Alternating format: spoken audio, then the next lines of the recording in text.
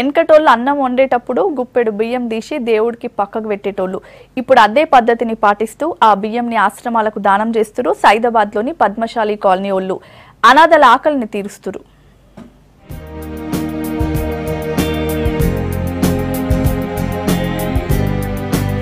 పట్నంలోని సైదాబాద్లున్న Padmashali colony వాసులు వాళ్ల colony పేరుతో వెల్ఫేర్ సొసైటీని 2005లో షురూ చేసిండ్రు. ఆకలితో ఉన్న వాళ్ళని ఆదుకోవాలని గీ సంస్థను పెట్టిండ్రు. 100కు పైగా ఉన్న కుటుంబాలున్న గీ కాలనీలా రోజు అన్నం వండుకునే ముందు గుప్పెడు బియ్యాన్ని ఒక డబ్బాలో వేస్తారు. అలా వేసిన బియ్యాన్ని అందరి దగ్గరికెళ్లి వసూలు చేసి 6 నెలల కోపాలి ఆశ్రమాలకు దానం చేస్తుండ్రు. కానీ కాలనీలో ఫెసిలిటీస్ ఏం లేకుండేను.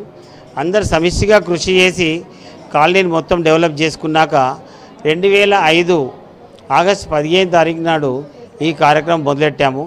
గుప్పెడు బియ్యం మీ జాలి గుండెకు చిహ్నం.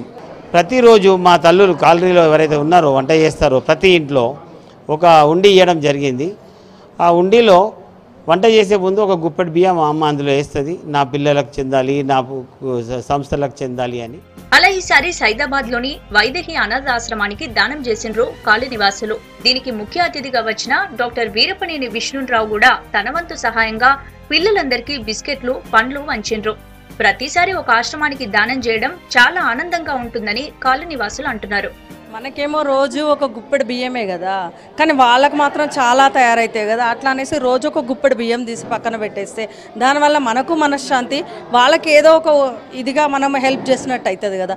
అట్లా అనేసి మా కాలనీలో అందరు తీసి గుప్పెడు బియ్యం పక్కన వేసేసి అట్లా అందరికీ హెల్ప్ చేస్తాం. ఒక్కొక్క ట్రస్ట్కి ఒక్కొక్కసారి ఇచ్చేసిస్తుంటాం.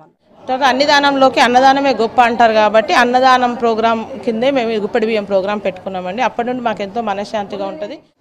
ఇట్లా అనాథ పిల్లలకి ఆదుకోవాలని మాకు చాలా ఇష్టం అండి. మేము ప్రతి 3 నెలలకు ఒకసారి ఇట్లా వెళ్ళి మాకు తోసిన సాయం చేస్తుంటామండి. ఇట్లా రోజు గుప్పెడు బియ్యం తీసి మళ్ళీ ఇట్లా వెళ్ళే రోజు కూడా మేము అందరం కలిసి మాట్లాడుకొని ఇవి ఇద్దాం అనుకొని అట్లా మేమే కలెక్ట్ చేసుకొని మేమే అందరం కలిసి కలెక్ట్ చేసుకొని ఏదైనా వస్తువులు పిల్లలకు తీసుకుపోయి ఇవ్వడము. ప్రస్తుతం దీనిలో 94 మంది పిల్లలు ఉన్నారు. 33 మంది పిల్లలకి పెళ్ళిళ్ళు చేసామండి. వాళ్ళందరికీ ఇక్కడి నుంచే చదువు అన్నీ చేపించి పెళ్ళిళ్ళు చేసామండి. ఇక్కడే ఉంటారు, పిల్లలందరూ ఇక్కడే ఉంటారు.